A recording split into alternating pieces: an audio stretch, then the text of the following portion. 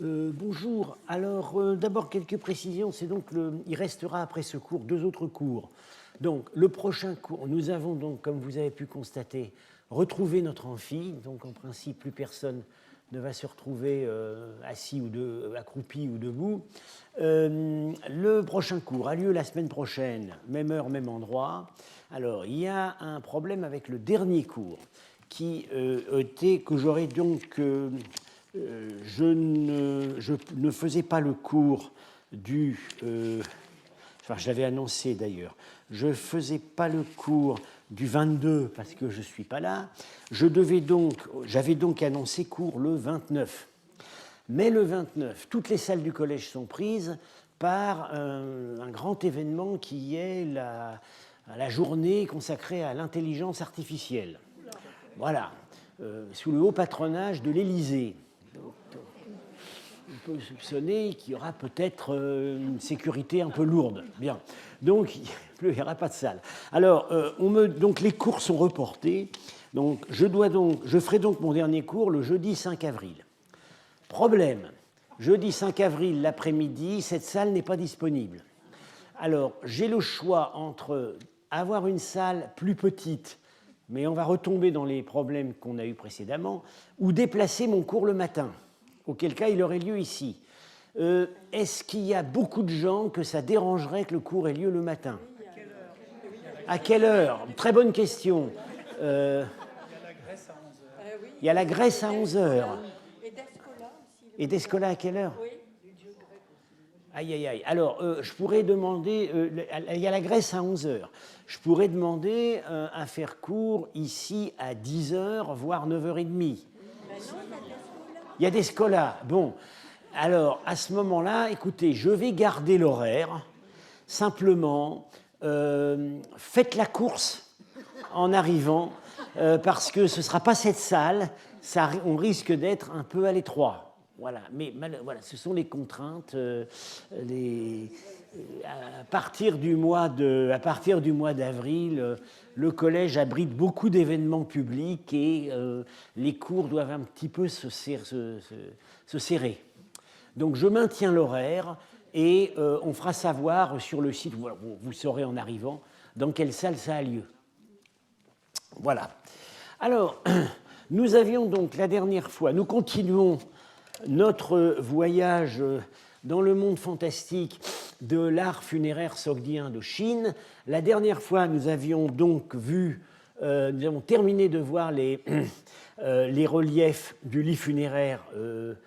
Alors, lequel on avait vu? C'était Miho. Oui, c'était le lit Miho, c'est-à-dire le premier qu'on a connu, enfin, l'un des premiers qu'on a connu, et le plus authentiquement sogdien de tous, c'est peut-être le plus ancien de toute la série.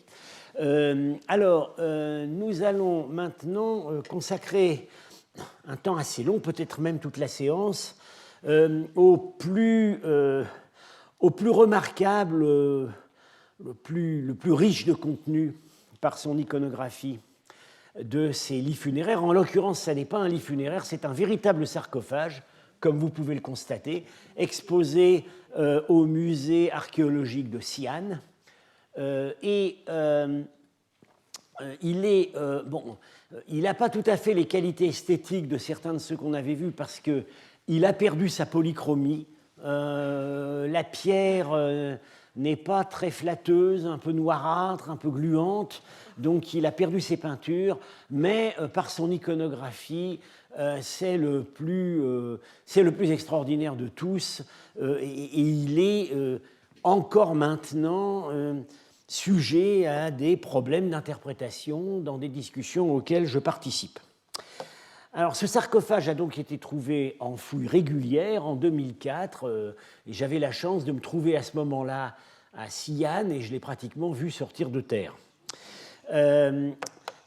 L'épitaphe est conservée, elle est bilingue, ce qui est très rare, il y en a une seule autre que j'ai signalée la dernière fois.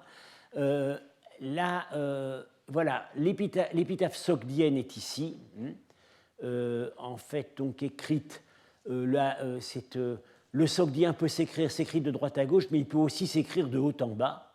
C'est le cas ici. Vous voyez, elle est très longue, Et il y a aussi donc une version chinoise ici.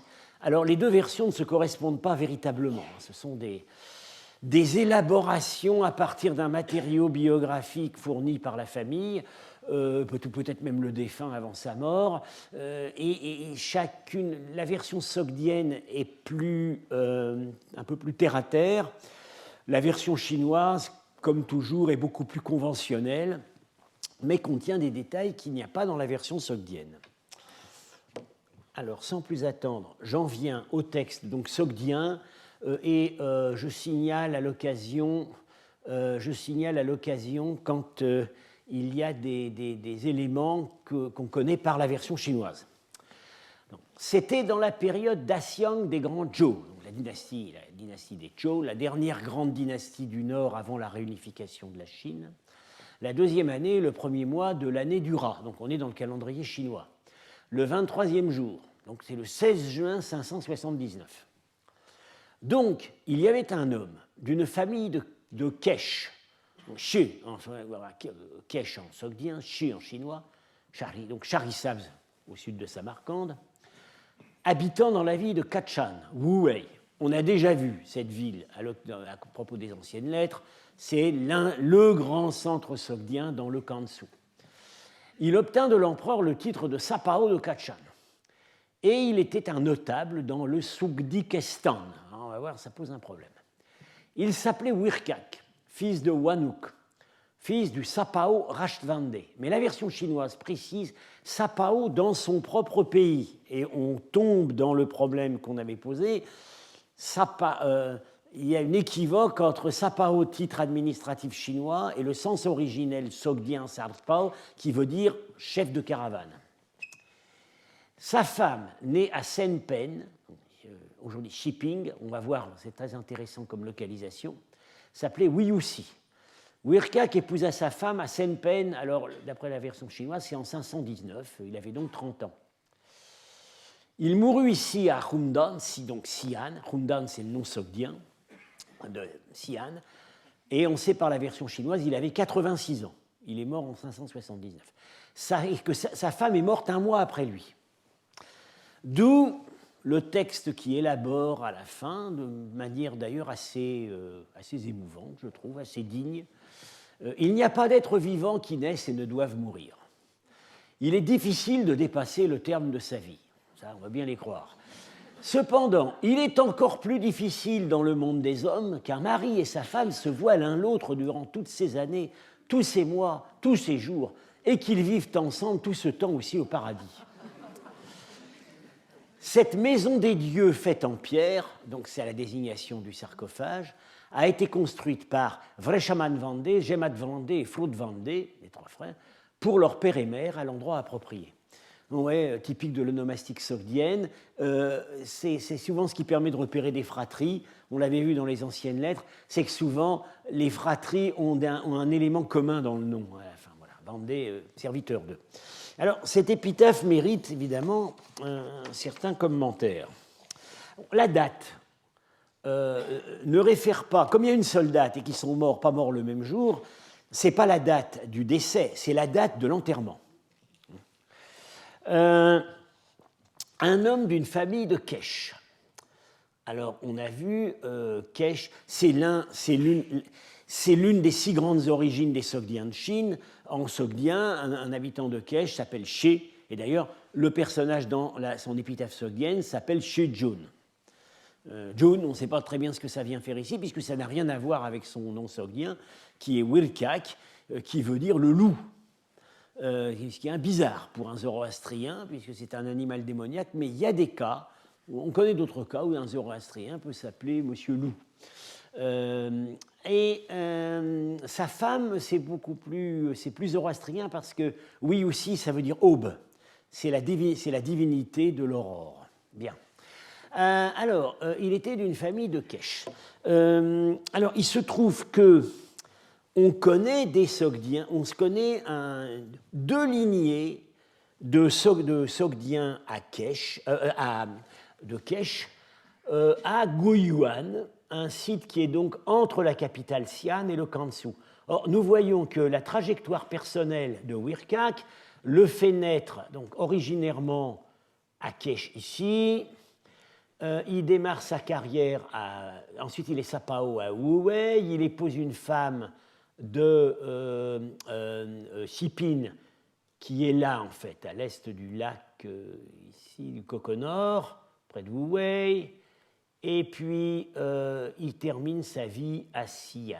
Alors, à Guiyuan, un peu au milieu de tout ça, on a des tombeaux qui n'ont pas de caractéristiques iconographiques sogdiens particuliers, mais des épitaphes en chinois.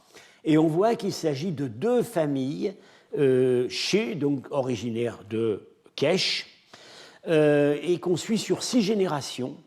On voit que le premier ancêtre répertorié remonte au 5e siècle et le dernier défunt meurt en 666, donc déjà dans la période Tang.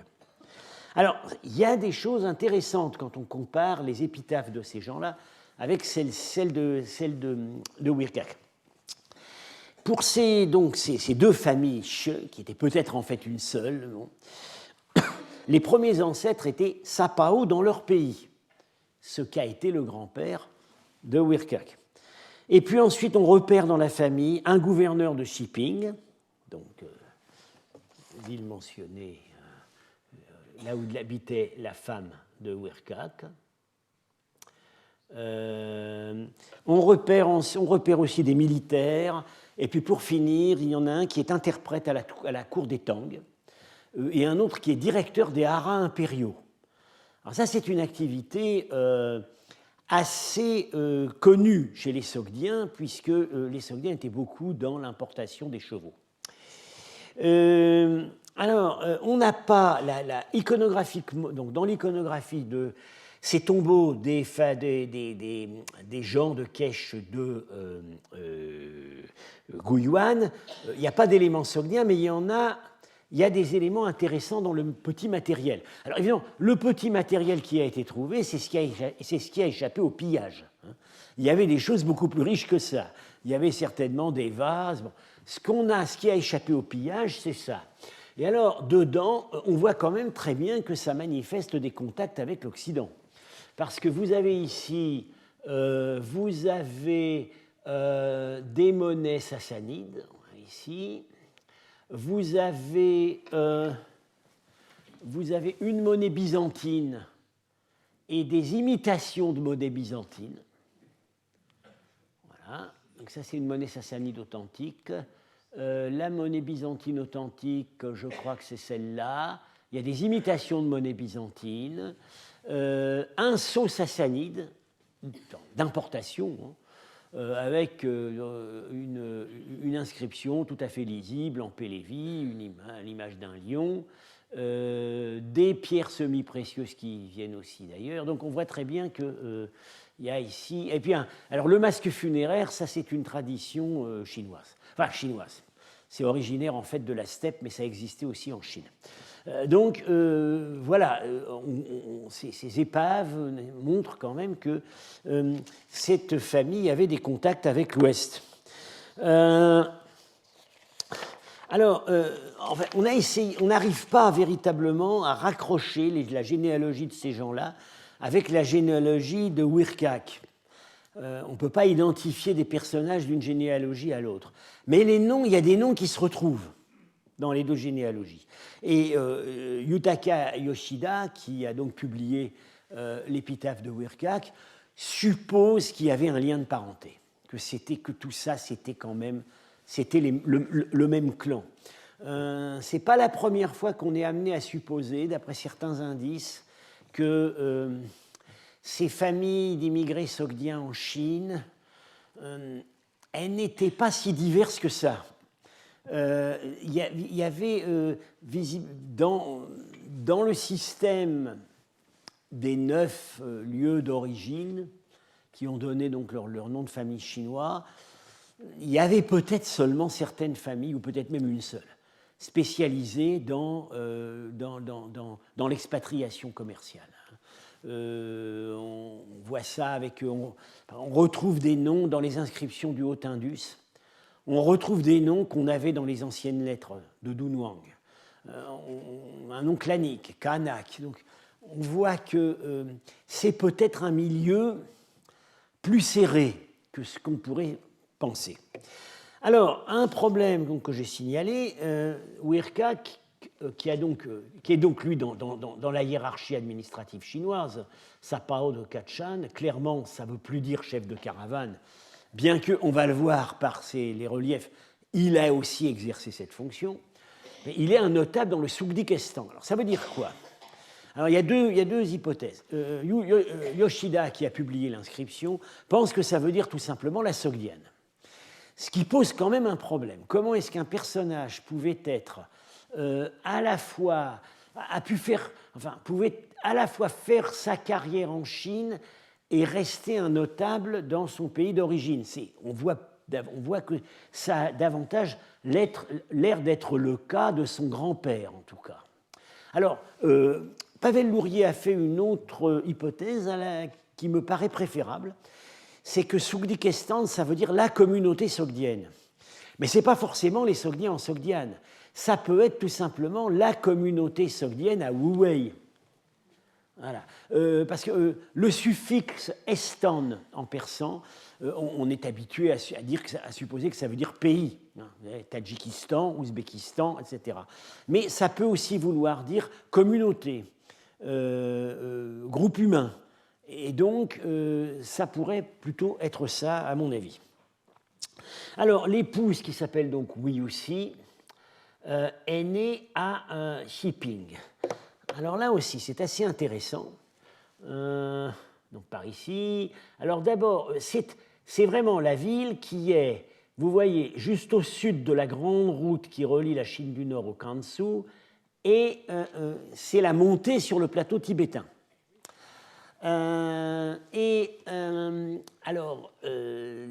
Donc les personnages enterrés à Guyuan, l'un d'eux avait été gouverneur de Xiping, mais il y a autre chose qui attire l'attention. Xiping, c'est un grand centre d'approvisionnement en vésicules de musc.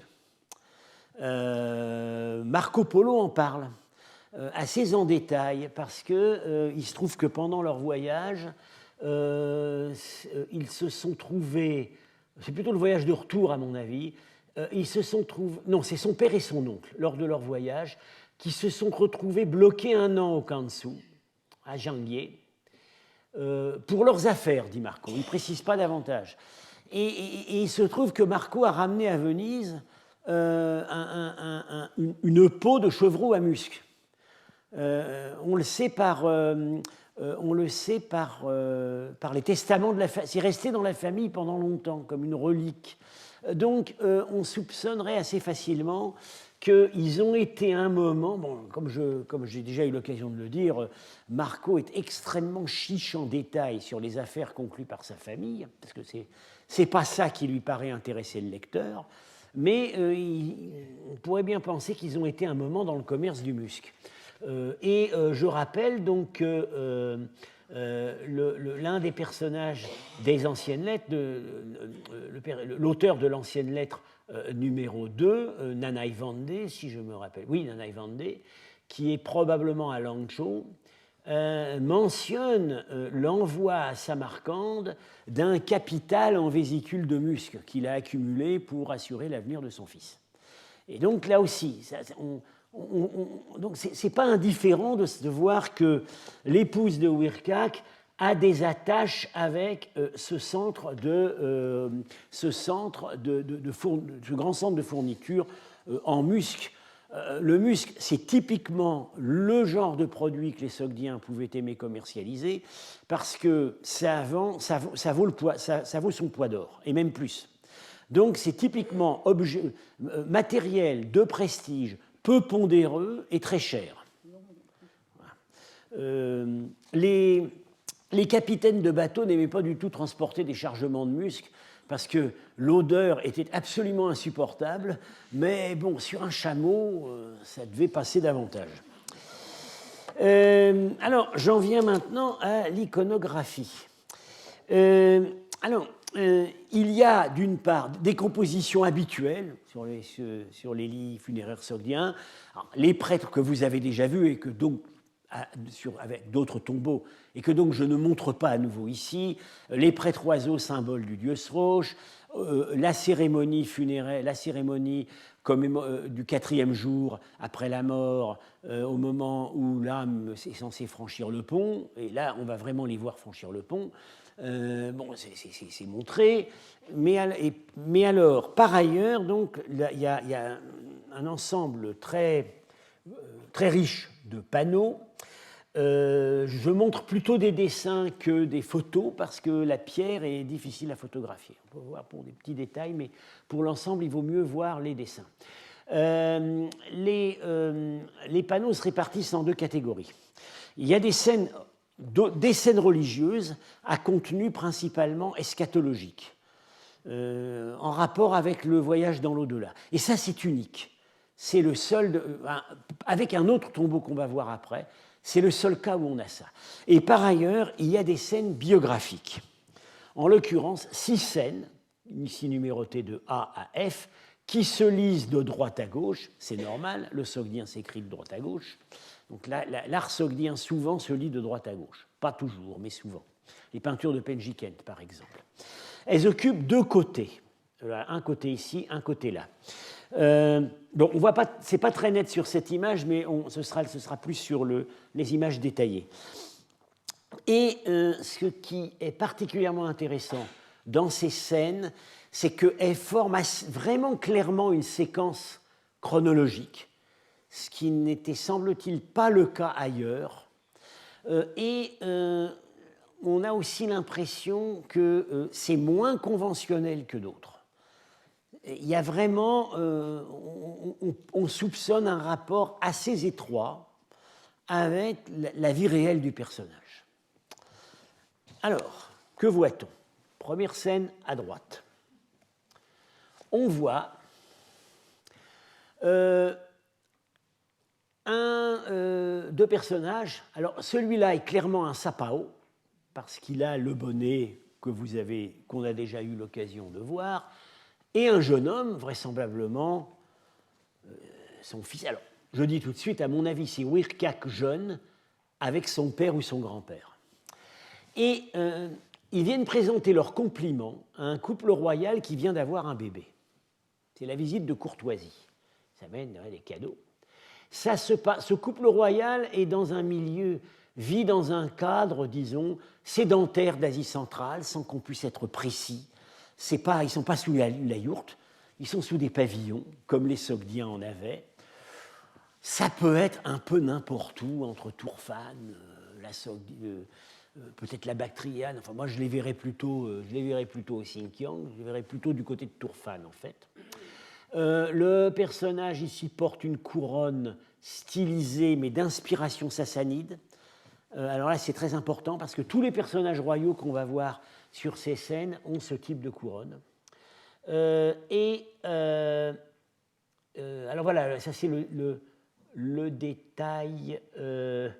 Ah oui, non, ça c'est en fait un détail d'une scène ultérieure. J'aurais pas dû le mettre ici. Bon. On a ici un cheval qui attend avec un parasol dehors. Donc c'est un cheval de sapao. Parce que les sapao, on a déjà vu, ils héritent d'une symbolique royale. Comme ce sont les chefs communautaires, ils récupèrent des attributs qui chez eux seraient des attributs des rois. Et visiblement, c'est le cheval du personnage le plus âgé, qui est ici. On imagine que le gamin montait en croupe. Bien. Visite de courtoisie à un couple. Alors, ce couple royal ressemble beaucoup à... alors on va en voir apparaître un autre plus loin. Je vous dis tout de suite, à mon avis, le bébé de la scène 1 est devenu le roi de la scène 4. Voilà, parce qu'ils n'ont pas la même couronne. Et dans le détail, ils n'ont pas la même couronne, sa femme non plus. Donc, ce n'est pas les mêmes, mais ils sont dans le même cadre. Et il n'y a plus de bébé. À mon avis, le bébé, c'est lui. Bon. Et on a là un plat ephtalite du Tokarestan, où on voit le couple, l'homme, la femme en long manteau enveloppant, le couple avec le cafetan d'Asie centrale qui banquette ensemble. Ouais, exact. C'est très proche de cette scène-là, avec la coupe levée, des musiciens.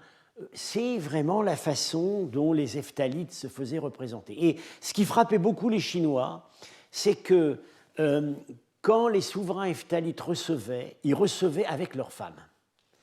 Ça n'était pas typique d'autres peuples avec qui les Chinois étaient en rapport, mais dans le cas des Hephthalites, ils précisaient bien que la femme avait un statut social élevé. Et ça correspondrait bien à ce qu'on voit ici. Voilà la première scène. Changement de décor avec la deuxième scène.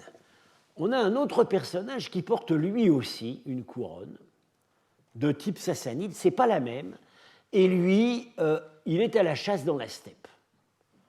On peut supposer que c'est plutôt un chef nomade.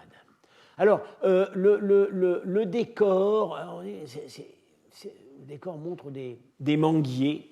Alors, je vous dis tout de suite, ce n'est pas réaliste. Dans l'art de ces tombeaux sogdiens, ça s'est inspiré de l'art bouddhique.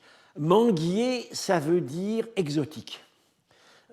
Ça vient, c'est en fait un arbre indien, mais c'est souvent utilisé comme motif pour dire ici, on n'est pas en Chine, on est ailleurs. Alors voilà, et donc ils chassent divers animaux, qui peuvent être des animaux de la steppe, des cerfs, etc. Et dessous, une scène très intéressante, on a une caravane. Peut-être ce personnage porte-t-il le bonnet de Sapao. Vous voyez les traits physiques caricaturaux sogdiens. Donc les Sogdiens sur leur propre tombeau laissent les artistes chinois les montrer d'une façon un peu grotesque. C'est très vivant, ouais, le chameau qui blatère, là, qui est chargé. On voit que cette caravane, il y a deux éléments très intéressants dans cette caravane. Il y a un garde armé, voilà, il a un carquois. Et on sait que les caravanes, suffisamment dotées, se payaient une escorte. Et alors lui, qu'est-ce qu'il fait? Ici, on le voit ici. Alors, vous voyez, le bonnet, là, c'est exactement le bonnet kirghize actuel. Ouais, bonnet de voyage. On ne peut pas dire autre chose qu'il regarde avec une longue vue. C'est absolument impossible d'interpréter le motif autrement. Alors, gros problème. Donc, Wertmann, dans son gros livre, dit, ben voilà, il a un télescope, il a une longue vue, c'est pour observer l'horizon, alors soit pour surveiller la route, enfin, probablement pour voir s'il n'y a pas des voleurs, des brigands qui apparaissent à l'horizon. On a déjà vu que la présence des brigands sur ces routes d'Asie centrale est omniprésente. Problème, on est 1000 ans avant Copernic. Les longues vues à lentilles, ça n'existe pas. Alors, il y a des lentilles expérimentales. On sait qu'il y avait des lentilles expérimentales donc dans l'Antiquité gréco-romaine, mais c'était vraiment expérimental.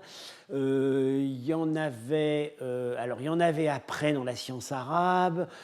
Alors, on dit que, mais j'ai jamais vraiment trouvé de publication qui confirme ça, que dans la fouille de l'observatoire de Malaga en Iran, donc sous la dynastie mongole, on aurait retrouvé des lamelles de verre superposées qui peut-être avaient un effet agrandissant.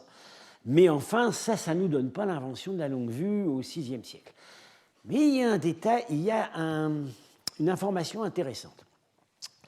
Parmi les nombreuses inventions du grand savant Al-Biruni, fin Xe, début XIe siècle, il y a un tube télescopique sans lentille.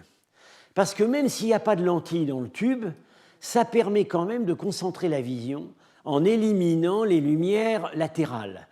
On voit mieux l'horizon dans un cylindre en carton, même sans lentille, qu'on ne le voit avec une vue panoramique. À mon avis, c'est ça. C'est un tube de vision. Alors, ce qui est très intéressant, c'est que Biruni, 5 siècles après, il n'a rien inventé. Les marchands sogdiens avaient déjà ça.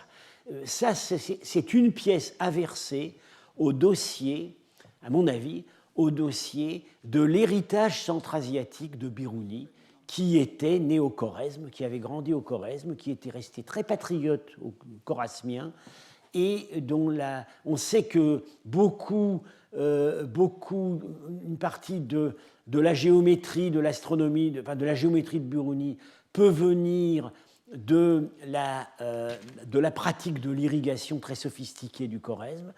Il y avait probablement au Khorezm pré-islamique une science géométrique développée parce qu'il suffit de voir les plans des grands monuments que j'ai examinés ici il y a 2 ans. Ce sont des épures d'architectes et on n'a pas ça ailleurs en Asie centrale. Eh bien, dans les techniques des voyageurs du Khorezm, il y avait probablement cela. Et ça, je peux vous dire tout de suite, c'est quelque chose que j'ai trouvé il y a 2 jours. Voilà, ça sert de préparer les cours.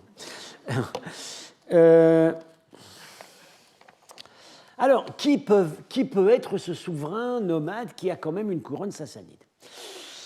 On est donc dans un milieu heptalite, péri-heptalite. Alors, il se trouve que les Hephthalites avaient des alliés dans les Hephthalites qui, à cette époque, donc, dominent la Bactriane, la Sogdiane et une partie de l'Inde, sont en relation d'alliance avec des confédérations nomades qui sont dans la steppe. La principale, c'est les Juan-Juan. Alors, on écrit Rouran maintenant en pinyin, mais en fait, c'est Juan-Juan. Qui sont... ils ont été remplacés par les Turcs en, fait, en 560 et on les connaît en Occident parce qu'ils sont arrivés sous le nom de Avars en Hongrie. C'est eux les ancêtres des Avars. Alors il y a une autre confédération qui s'appelle les Gaoku, qui domine du côté de l'oasis de Turfan. Alors voilà, c'est là que je situerai le personnage. Je dirais mouvance nomade en rapport avec l'empire hephtalite.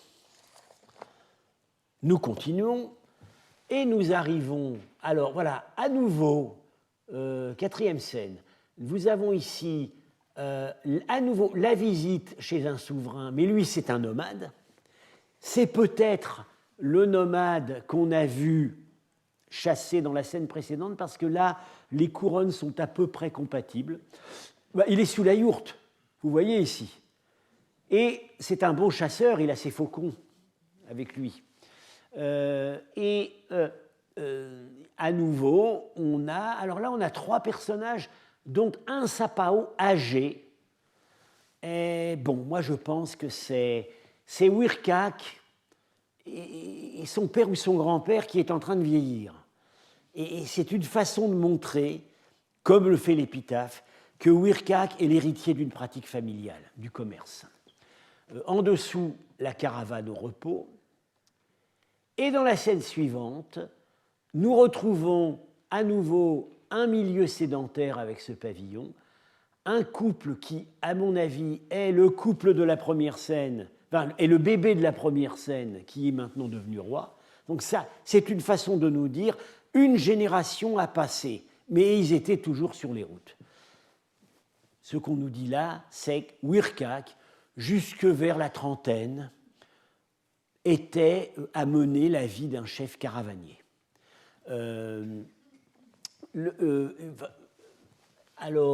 Ici, ce n'est pas très clair où sont les visiteurs sogdiens. Vous avez un danseur, vous avez des musiciens. Peut-être il est là en train de lever une coupe. Alors, la biographie continue, mais ensuite, on change de répertoire. On n'est plus dans le cadre commercial, on est dans un cadre qui devient officiel chinois. Vous avez ici un sapao qui est relativement jeune encore. Bon, on voit bien, alors c'est un grand personnage, il a son parasol et on lui fait des gestes de respect. C'est certainement Wirkak.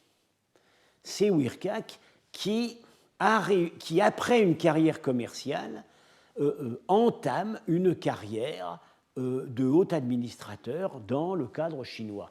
Et en dessous, c'est sa femme, qui a typiquement l'espèce de capuche de voyageuse chinoise sur la tête. Si vous allez au musée Guimet, vous voyez les statuettes exotiques qui représentent des Sogdiens, typiquement les femmes sur leurs chameaux, c'est ça qu'elles portent. C'est contre la poussière. Pourquoi? Parce que ces deux pans qui tombent, on peut les nouer devant la bouche. Voilà. Très probablement, je dirais, on est ici à un moment où Wircax s'est sédentarisé et peut-être va rejoindre avec sa femme son affectation de Sapao. Alors ça peut être en 535, quand il est devenu Sapao de Wu Wei. Ça peut être 30 ans plus tard, 565, parce que là il est devenu Sapao de Langzhou, en se rapprochant de la capitale. Et c'est finalement à la capitale qu'il est mort. Et ici, on le retrouve, notre Wircax, avec son bonnet. Il est avec 1, 2, 3, voilà, ils sont 5 au total. Ils sont 5. 1, 2, 3, 4, 5. Et dessous, il y a 5 dames. Évidemment, les épouses des premiers. C'est une garden party mondaine qui, alors, il y a des indices. Hein, c'est sous des treilles de vigne. Ça veut dire, c'est le Nowruz sogdien, c'est le Nouvel An, parce qu'à ce moment-là, le Nowruz sogdien tombait en été, quand les grains commencent à mûrir. Tout simplement, Wircax est en train de recevoir des collègues, peut-être d'autres Sapao, mais peut-être pas vraiment, parce qu'il semble, c'est lui qui, semble-t-il, a le bonnet bilobé le plus caractéristique. Sa femme reçoit les épouses des collègues, elle est habillée à la chinoise, et ces dames, quand elles ne sont pas en voyage, sont habillées à la chinoise, pour les raisons que j'avais indiquées au cours précédent. Une dame sogdienne d'un milieu distingué ne va quand même pas s'habiller comme les entraîneuses sogdiennes qu'on voyait dans les bars de la capitale. Donc, pour se différencier, elle va s'habiller à la chinoise. Voilà, les instruments, l'orgue de bouche, instrument chinois. Ici, l'orchestre est un orchestre. Alors, en bas, orchestre chinois, orchestre de femmes, ce qui ne les empêche pas de jouer des instruments parfois d'Asie centrale, la harpe triangulaire et le luth. En haut, orchestre sogdien, orchestre d'hommes. Voilà. On avait déjà vu dans d'autres exemples cette répartition. Le type physique sogdien, on ne va pas quand même caricaturer Wircax, mais alors le serviteur, lui, oui. C'est vraiment le visage sogdien bien caractéristique. Cette célébration du Nowruz sous l'égide du Sapao, on reconnaît le thème qu'on voit démultiplié sur les reliefs d'Anyang, qu'on a vu il y a 2 séances. Ce livre funéraire le plus ancien, celui qu'on a trouvé en premier en 1911, dont un panneau est à Guimet. C'est tout simplement, c'est le couronnement d'une carrière de Sapao, mais vu du point de vue sogdien. C'est-à-dire, l'une des fonctions du Sapao, c'est de recevoir ses compatriotes au moment du Nowruz. C'est tout simplement la fonction du roi sassanide, qui est reprise à l'échelle locale par ses chefs de communauté sogdienne. Alors, vous voyez tout de suite... les allusions au commerce sont quand même pas absentes, puisque on a quand même des caravanes bâtées, etc. Bon, et les dangers de la route et tout ça. Mais on est quand même très loin du monde besogneux qu'on voyait dans les anciennes lettres. On voit ici, le message qui passe, c'est que quand on a vécu assez longtemps, quand un Sogdien de Chine a vécu assez longtemps, il a commencé sa carrière sur les routes, mais au bout d'un certain temps, il se sédentarise et il exerce des fonctions administratives éminentes. Alors, ce qui est intéressant ici, c'est qu'on le voit, il n'y a pas de scène, il n'y a aucune scène à la chinoise, comme on voit sur certains autres tombeaux, où on nous met bien en parallèle la scène de délassement à la sogdienne et la scène à la chinoise, et également les rapports avec des officiels chinois. Ici, c'est vraiment les sogdiens parlent aux sogdiens. Alors, j'ai dit tout à l'heure... Alors, un détail encore à commenter, c'est donc voilà, ces personnages qui, je dirais, faute de mieux, c'est la mouvance heptalite. Ça peut être effectivement la dynastie qui, à l'époque, règne, non encore chinoise, qui, à l'époque, règne à Turfan. Ici, je verrais bien effectivement les Juan ou les Gaoqiu, donc contemporains des Heftalites. On est dans la mouvance heptalite. Il n'y a aucun Turc. Il n'y a pas un personnage sur les reliefs de Wirkak qui a la caractéristique qui permet immanquablement de reconnaître un Turc, c'est-à-dire la longue natte dans le cou. Or, nous avons vu, avec les tombeaux précédents, le tombeau polychrome d'Ancia, le tombeau Miho, que ce sont les Turcs qui dominent. Or, Wirkak est mort en 579, la même année qu'Ancia. Ancia, il montre que des Turcs. Il montre probablement des Heftalites, mais en position subordonnée. Et Wirkak, il montre que des Heftalites. Pourquoi? À mon avis, l'explication est simple. Wirkak est né 30 ans avant Ancia. C'est-à-dire que la carrière active, comme sur les routes de Wirkak, en fait, elle s'achève probablement dès 535.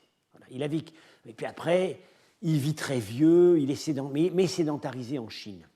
Donc, ces souvenirs de chef caravanier sont associés à ce qui a précédé les Turcs, c'est-à-dire l'empire heptalite, dont on sait que, une des caractéristiques de la symbolique politique heptalite, c'est qu'elle emprunte beaucoup aux Sassanides, notamment les couronnes, ce que les Turcs ne vont pas faire.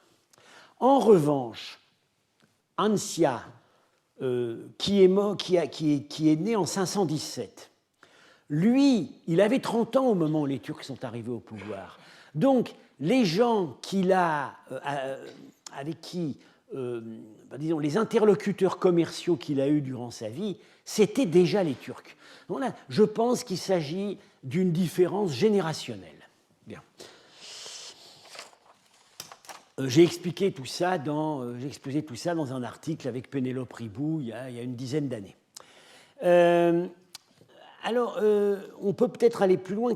Finalement, quelle était la fonction de Wirkak dans cette première partie de sa vie où il est visiblement, où il est sur les routes et on le voit assez souvent, peut-être avec son père ou son grand-père, en situation d'interaction sociale avec divers chefs sur la route, sédentaires, nomades. Je pense qu'en fait, il a été Urtak. Alors, j'en avais parlé il y a 2 cours. Urtak, c'est dans l'Empire turc, mais on pense que c'est en fait une fonction héritée de leurs prédécesseurs, c'est le chargé d'affaires commerciales du Kagan. C'est le personnage à qui l'empereur nomade confie ses intérêts commerciaux. En gros, le chef nomade, il reçoit des cadeaux en soie par la cour impériale et il va charger, c'est évidemment un sogdien, qu'on va charger ensuite d'aller négocier tout ça pour le transformer dans ce qui intéresse bien davantage ces chefs turcs ou heftalites, c'est-à-dire de l'argenterie, des objets précieux, etc. Et je pense que cette fonction à la fois commerciale et de cour qu'on voit s'afficher ici correspondrait bien à la fonction d'Urtak. Alors j'avais dit donc la fois précédente que l'exemple typique de l'Urtak, ça on peut vraiment en être quasiment certain, c'est ce fameux maniach que les Turcs ont utilisé comme un sogdien que les Turcs ont utilisé comme ambassadeur commercial aussi bien auprès des Sassanides qu'auprès des Byzantins. C'était le personnage chargé, tout simplement, d'écouler la soie qu'avait reçue l'Empire turc de la part des Chinois. Je pense que c'est déjà la même chose ici, dans un contexte politiquement qui a précédé les Turcs. Alors, j'avais mentionné donc qu'il y avait des scènes religieuses, tout à fait originales. Il y en a en fait, il y en a 3. Alors, la toute première scène, avant la biographie, la scène biographique, c'est celle-ci. Que voit-on? Un personnage dans un halo. Alors, ce personnage a une apparence assez bouddhique. En gros, il est imité, il est assez proche de l'iconographie de Maitreya, le Bouddha du futur, mais ce n'est pas Maitreya. Il a une moustache, une petite moustache royale là, à la Sassanide, une barbe. Maitreya n'est jamais représenté comme ça. Il fait un geste de la main qui n'est pas un mudra bouddhique, qui est quelque chose d'autre. On nous laisse entendre que, il ressemble à Maitreya, mais ce n'est pas Maitreya. Il prêche à des groupes différenciés, des groupes humains différenciés. Ici, vous avez sans doute des Sogdiens. Ici, vous avez le couple, Wirkak et sa femme. Là, vous avez probablement des Indiens, les 3 à gauche. Et en bas, ces 3 personnages, ce sont des courtisans chinois. Leur coiffe extrêmement exubérante, multilobée, très haute, correspond tout à fait à ce qu'on a sur des figurations de scènes de cour chinoises, justement dans les cours des Wei, des Zhou, etc., contemporains. On est parti sur une fausse piste au début avec Étienne de la Vessière, parce qu'on a pris ces personnages pour des dignitaires manichéens, qui avaient des toques comme ça. Mais Goulachi et Bedoun, dans un article, ont montré que structurellement, ces coiffures n'ont rien à voir avec les coiffures des dignitaires manichéens, lesquelles de toute façon ne sont attestées que beaucoup plus tard. Bon, on avait pensé qu'il s'agissait de Mani. Alors je vous dis tout de suite pour quelle raison, parce que c'est à cause de ce qu'il y a en dessous. Que voyez-vous en dessous? On retrouve notre couple, Wirkak et sa femme, et 3 jeunes garçons. Or, on sait par l'épitaphe qu'ils avaient 3 fils. Ils prient et ils sont accompagnés de lions. Et ils sont d'un côté. Et de l'autre côté, on a des animaux, sangliers, gazelles, mouflons, cerfs, qui ont tous la particularité d'être chassés. C'est le repentir des carnivores envers leur proie. Voilà. C'est l'abandon, c'est l'abandon de la chasse, à la fois par les humains et par les carnassiers.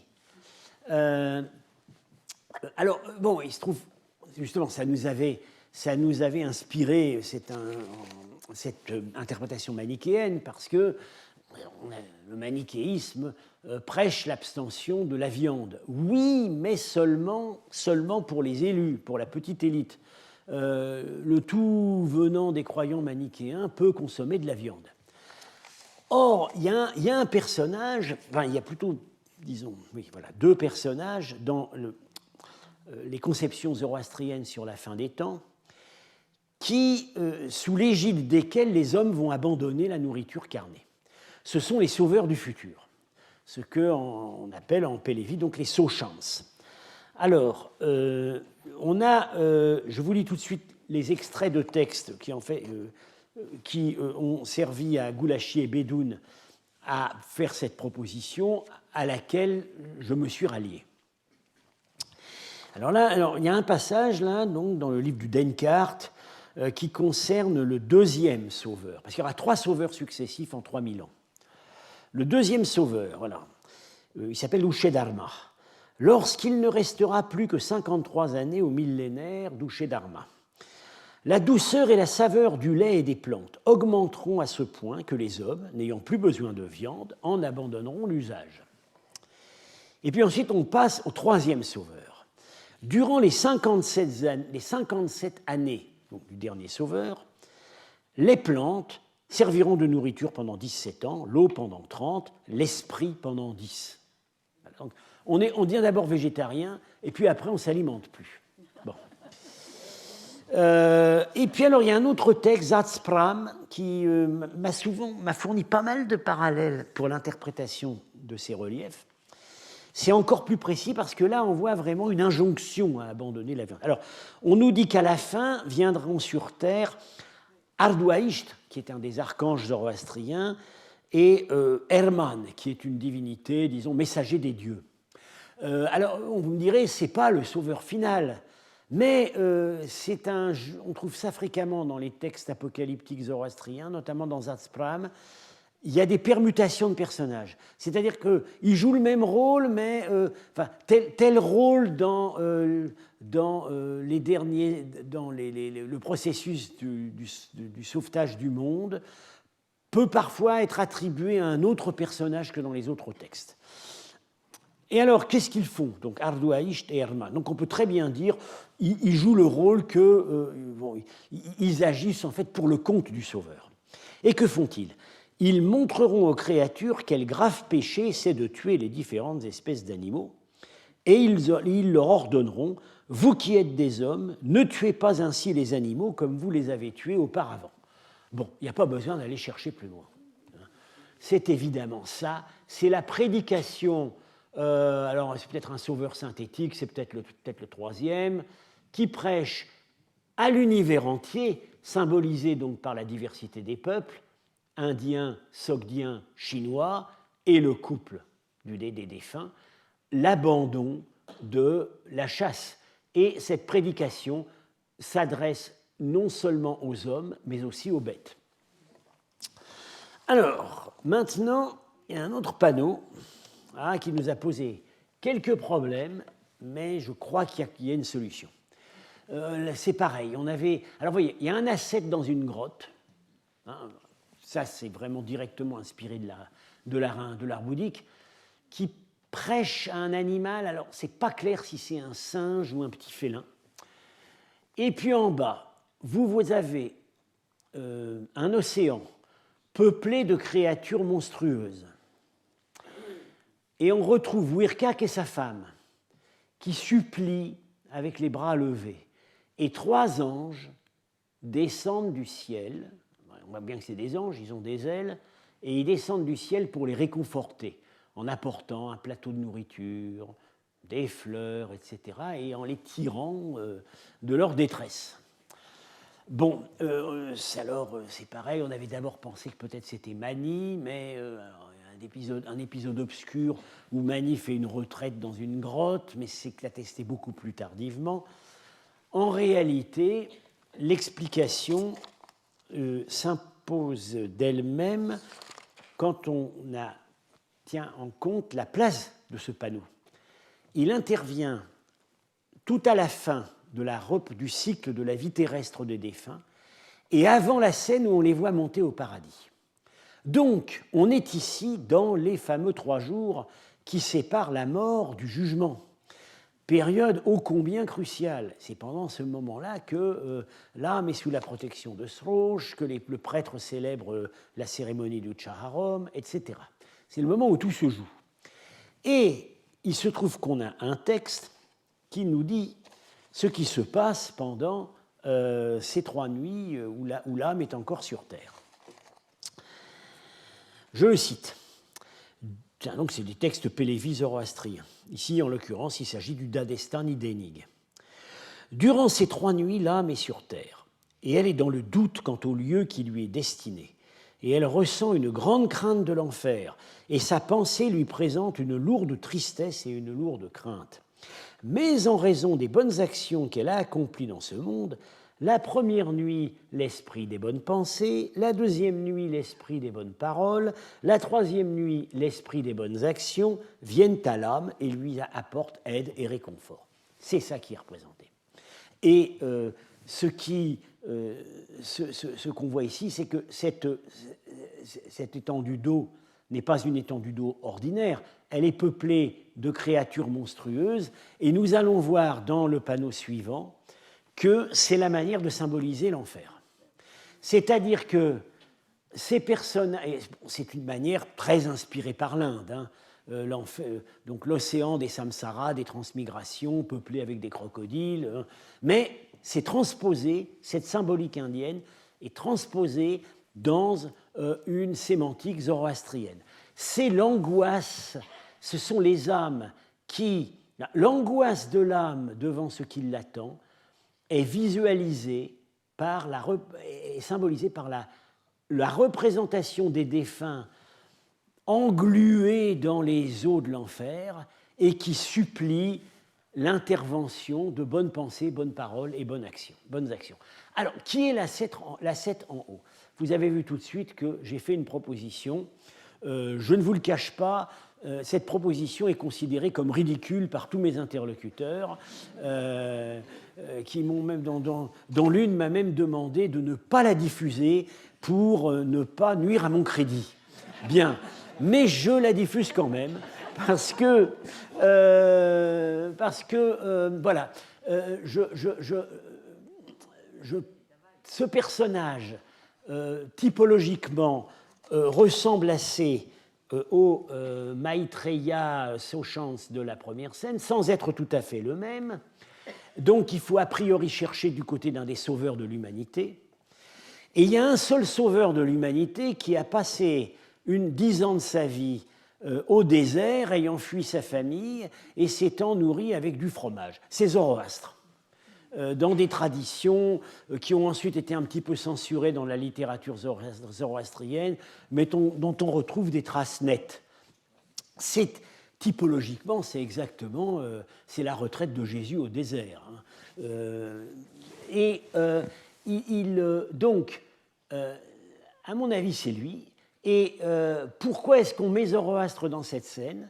Eh bien, dans l'hymne dans la louange qui est adressée à l'âme de Zoroastre, dans l'Avesta, que lit-on à la première ligne? Zoroastre est le premier homme qui a bien pensé, bien pensé, bien parlé, bien agi. Donc, voilà, bonne pensée, bonne parole, bonnes actions. Bon, encore une fois, j'ai conscience que je prends un risque, mais bon, voilà, j'ai rien d'autre à proposer que cette interprétation. Alors, j'annonce ce que je vais commenter plus en détail la semaine prochaine. C'est le grand tableau final. Voilà, côté est, c'est pas par hasard, c'est le côté du paradis, qui montre effectivement. Alors, je donne les grandes. C'est évidemment, ça grouille de partout, c'est très difficile de s'orienter là-dedans, mais enfin, je vous explique. Ce qu'on voit principalement, c'est un pont. Au-dessus de flots tourmentés, où on reconnaît, voyez ici, une créature monstrueuse, là aussi, bon, ce n'est pas des eaux très sympathiques, c'est l'enfer. Chez les Zoroastriens, au 4e jour, l'âme, pour être jugée, va franchir un pont qui va passer au-dessus de la bouche de l'enfer. Si l'âme a été bonne, le pont s'élargit et l'âme passe sans problème, guidée par des flammes qui éclairent les ténèbres. Les voilà, les flammes. Bon. Et vous voyez ici, voilà Wirkak et sa femme.